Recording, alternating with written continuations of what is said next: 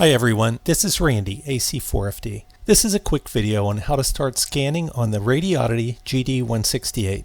I decided to make this video because when I first got the radio, I wanted to set it up to scan, and honestly, it took me a couple of hours to figure it out. Some of the menu items just felt a little bit out of place to me, so hopefully this saves you some time. I'll walk you through the steps first, and then I'll give you a little background. First, turn the radio on. Press the menu key, that's the key with a green line on it, and scroll down to scan. Press menu again to enter. At the top you'll see an on-off option.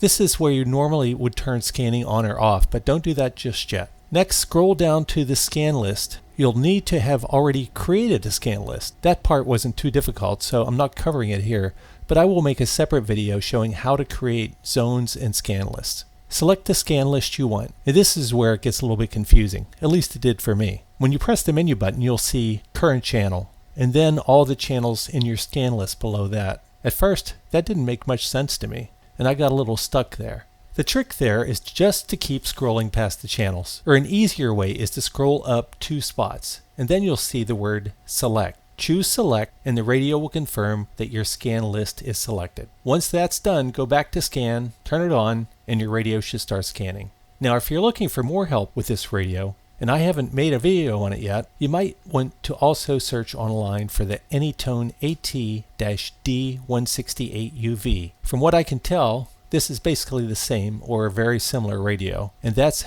actually how I figured this out. I hope you found this video helpful. Feel free to leave your thoughts and comments, and if there's something you'd like me to cover in the future video, just let me know. 73.